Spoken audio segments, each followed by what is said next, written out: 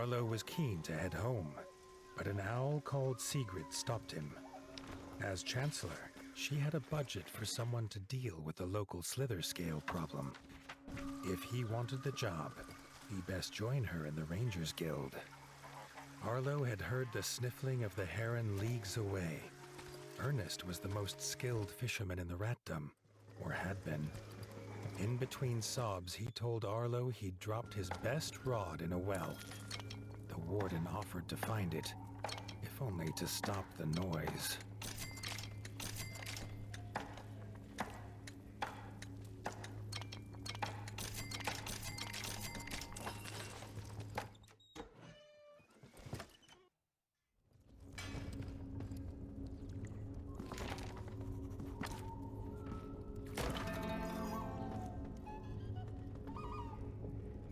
The owl rangers had been hunting all night, following the sounds of 1,000 tiny feet.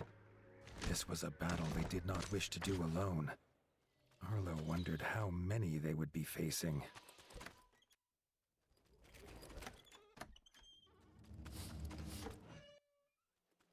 Centipedes. Northerners called them a death march. They would march no more when the warden was done.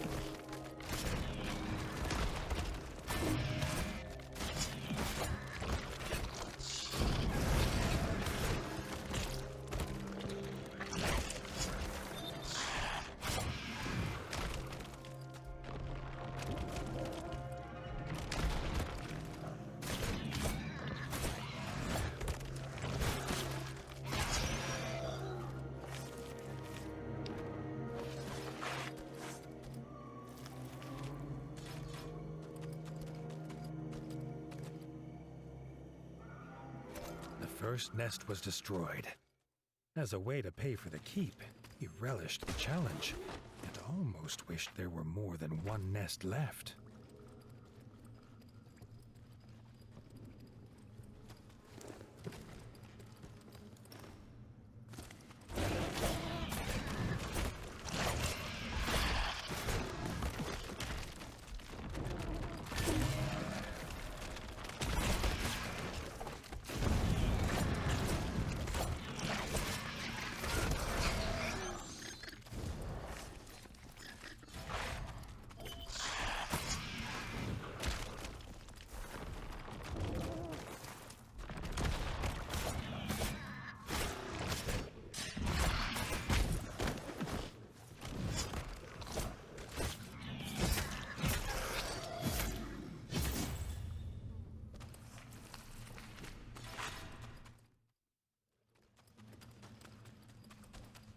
Arlo braced for an onslaught of tiny, deadly feet, but the second nest was empty.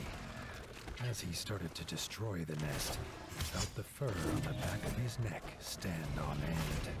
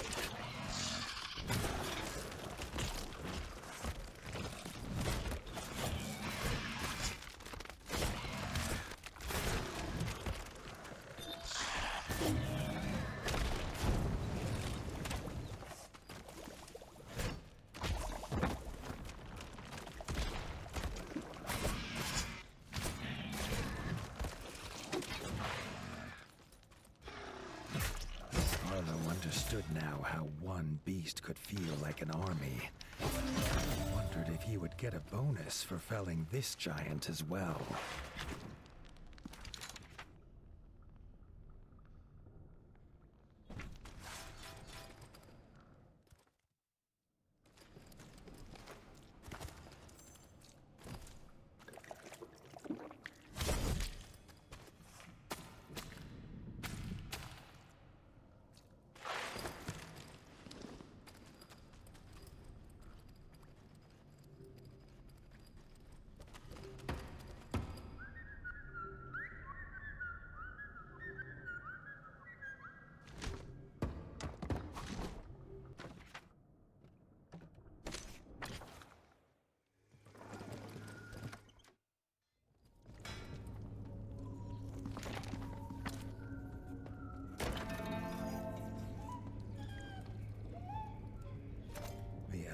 Were worried, which was a rare sight.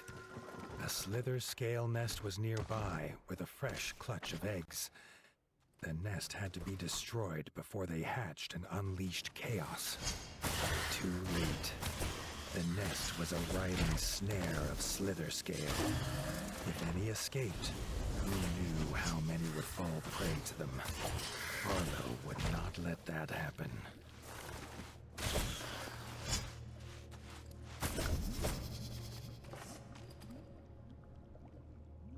The blaze destroyed the last of the nest, but Arlo had no time to rest. The slither scale had returned.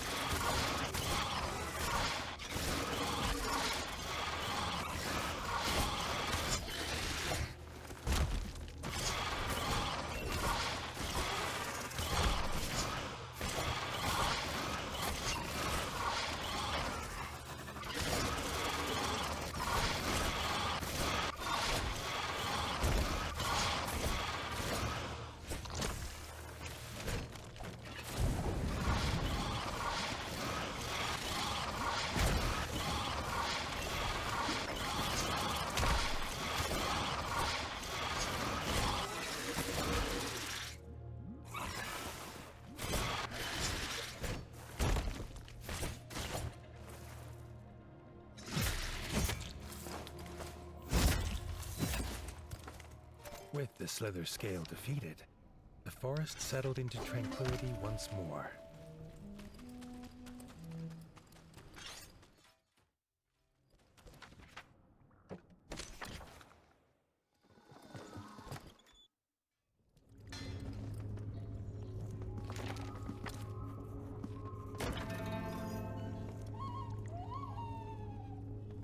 Despite destroying the nests, the sounds of hundreds of feet could still be heard in the Golden Forest.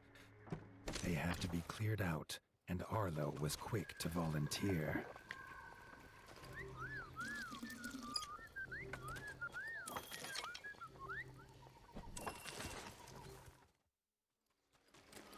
The giant death march was fast, but Arlo's tracking was faster. Just in time, as it had already found a victim.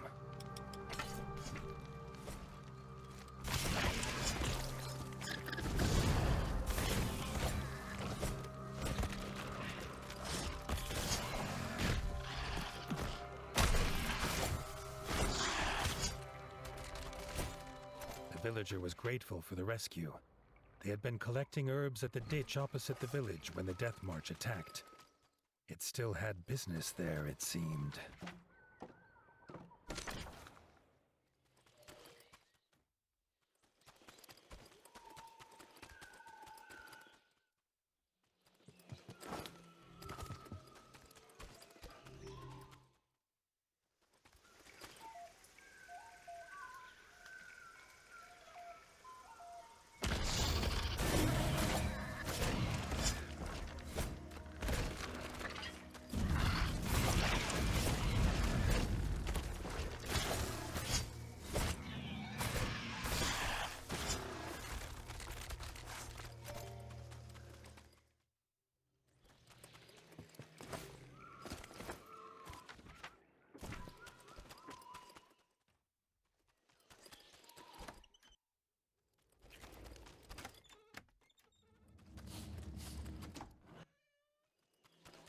death march had made its nest here.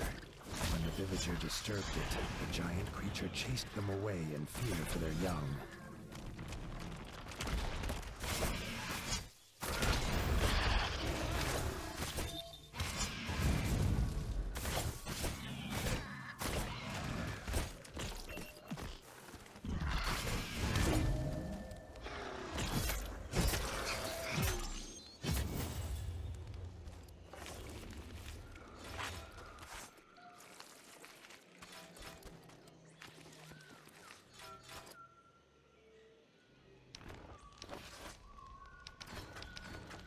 This army was defeated, and Arlo was surprised to feel a small pang of regret.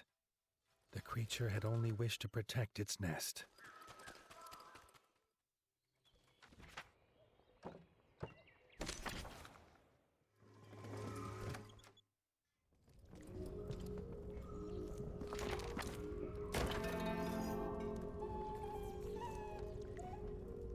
The owls called for Arlo's help. A ranger had gone to hunt a slither scale. He was seeking vengeance for a slither scale attack that took his family, but Arlo would not let the young ranger go the same way.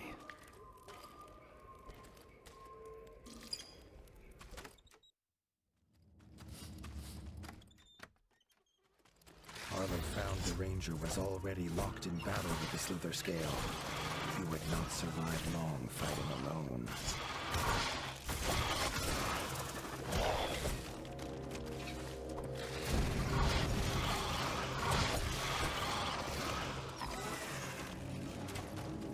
The young ranger was a fierce fighter, but no match for the slither scale.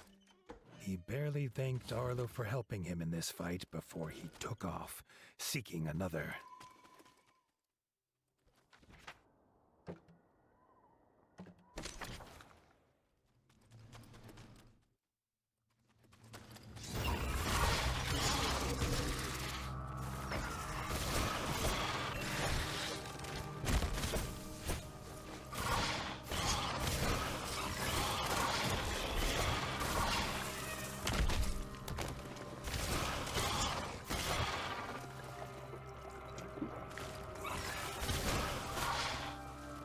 Could not leave him to fight alone. There was no stopping him until the slither scale was defeated.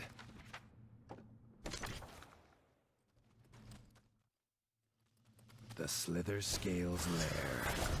They would end its tyranny here and now.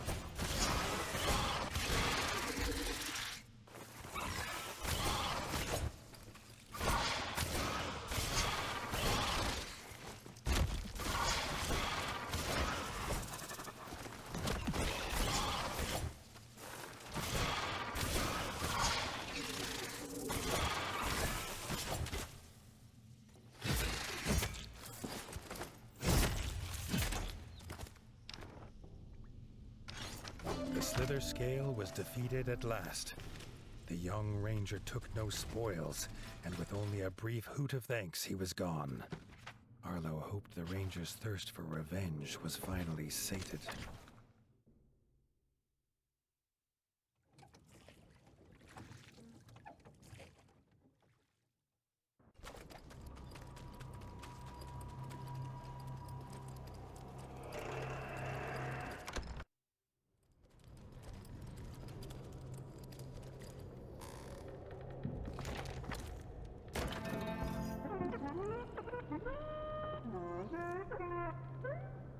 Rebuilt walls would not keep Winter's Edge safe alone.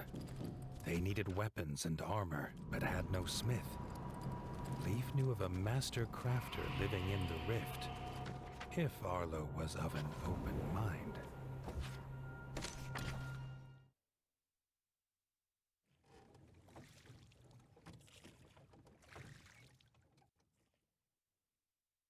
Arlo had heard the tales of battles that scarred the rift at his father's knee. He wondered how much of the stories could be true. The ancestral home to the pond scum, the rift had seen endless war between rats, bats, and frogs. Even the river refused to pass through it now. Its muddy bed was grave to beasts and boats alike.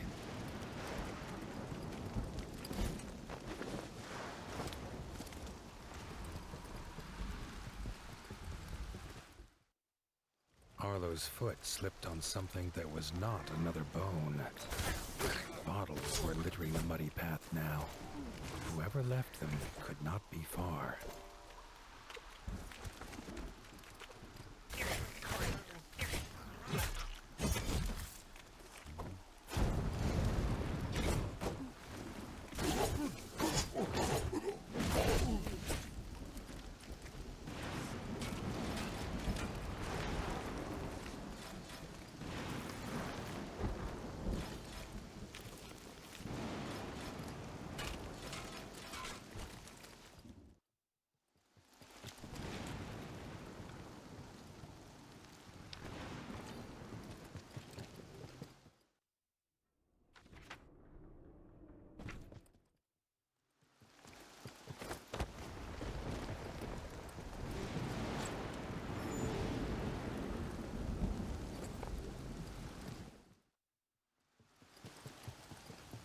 More bottles lay outside the forge, which was otherwise as quiet as every other dead thing that haunted this place.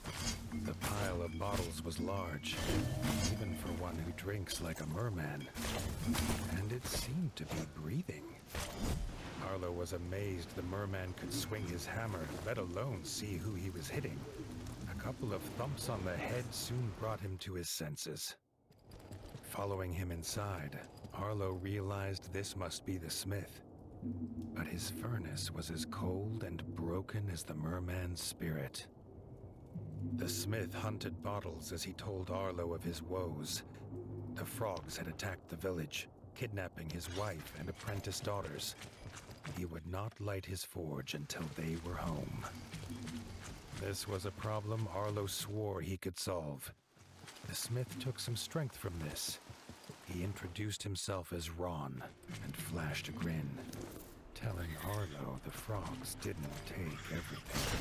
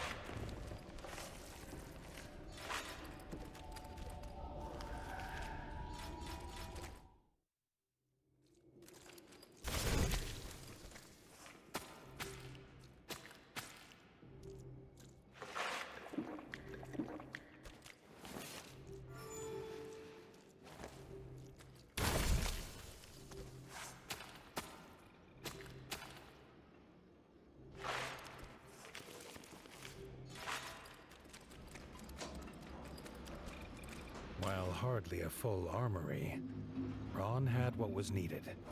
This two-handed skull crusher was a gift made by his daughters. He put it in Arlo's paws, in hope it would help save them.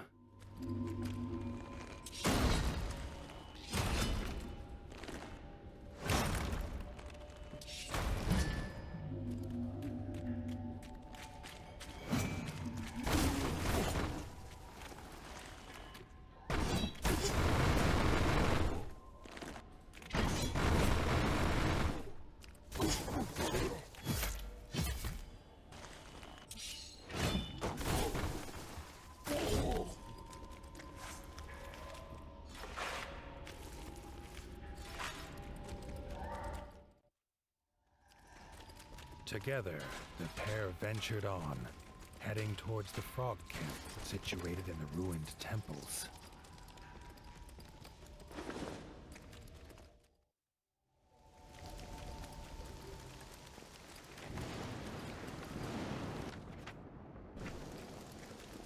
At the top of the pile of corpses was one that was not frog. The smith let out a desperate cry at the sight of his wife, lifeless atop the pile. He cried out again, but this time it was a call for blood.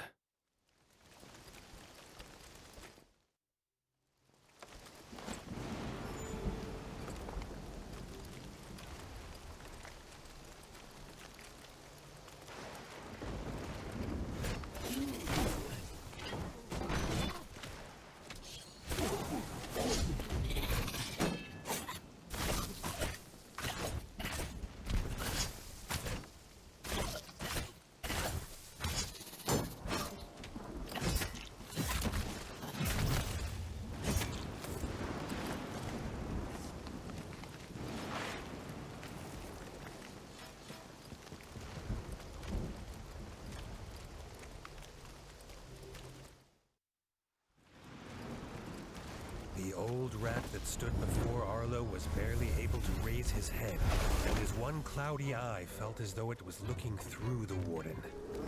As Arlo reached out his paw, the hooded rat slammed his spear into the ground, imparting his gift onto the young warden.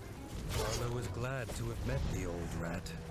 Although he looked old and feeble, Arlo was sure that he was more than capable of looking after himself.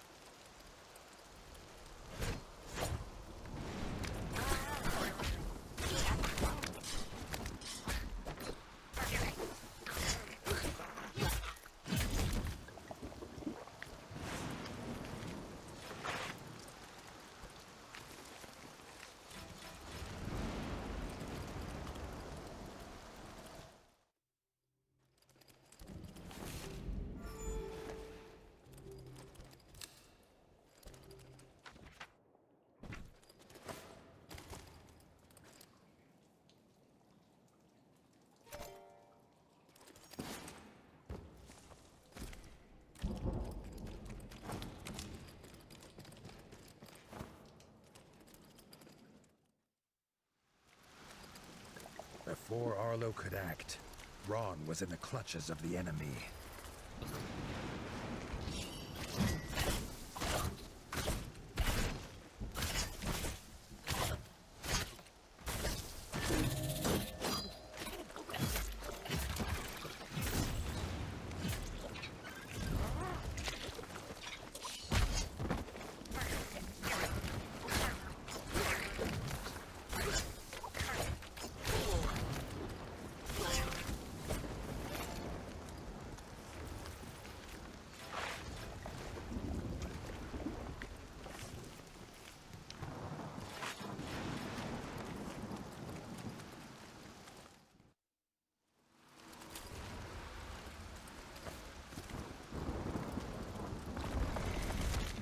Approaching the statue, Arlo could feel the familiar buzz of power coursing through his body once again.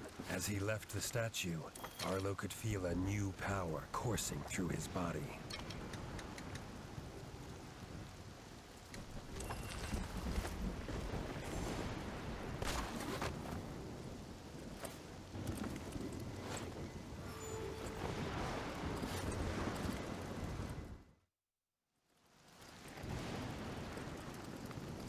Something else came his way.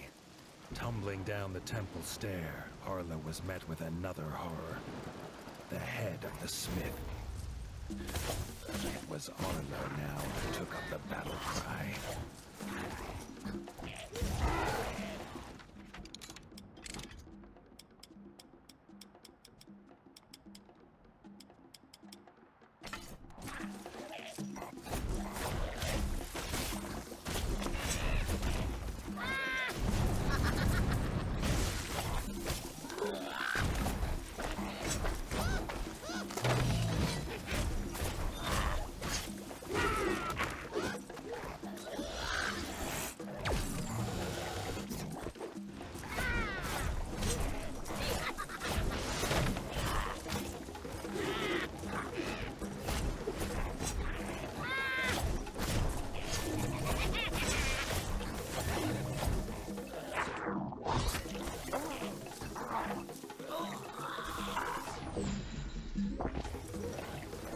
tried not to think of how many friends, old and new, lay dead.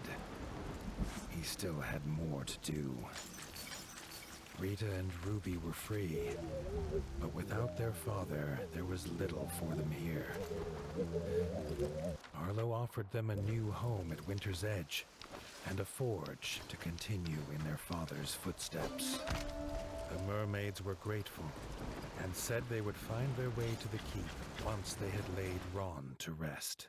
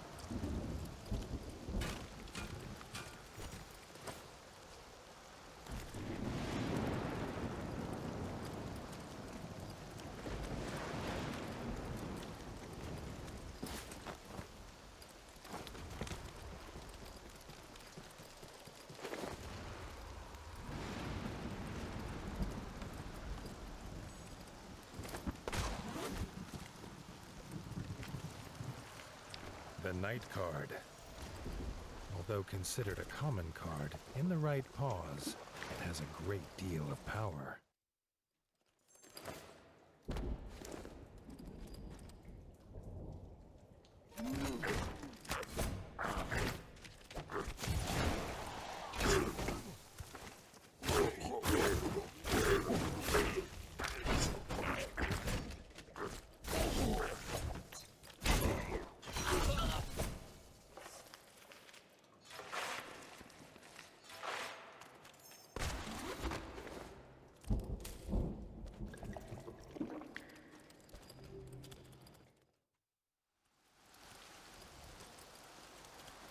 A stranger was meditating in the stillness.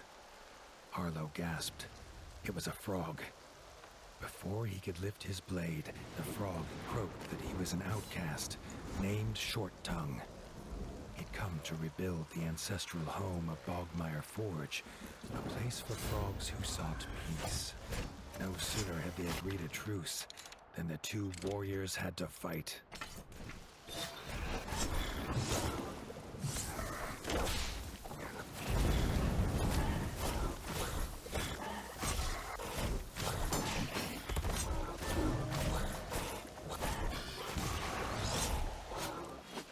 Side by side, the pair fought well, and the attacker soon disappeared again, back into thin air. Persuaded of the frog's honesty, Arlo left Short Tongue to his quest for peace. In return, the frog swore Arlo would always find a warm welcome there.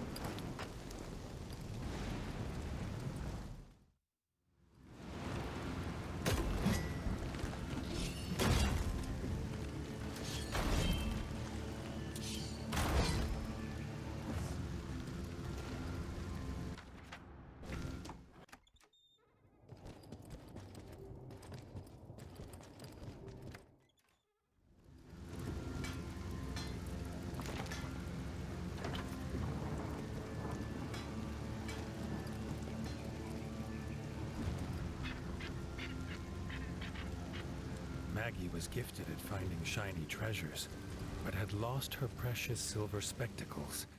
Without them, she could not even count the claws on her paws. She begged for the warden's help. Something sparkled in the mud under the bridge. Perhaps in finding a treasure here, she had let this one fall.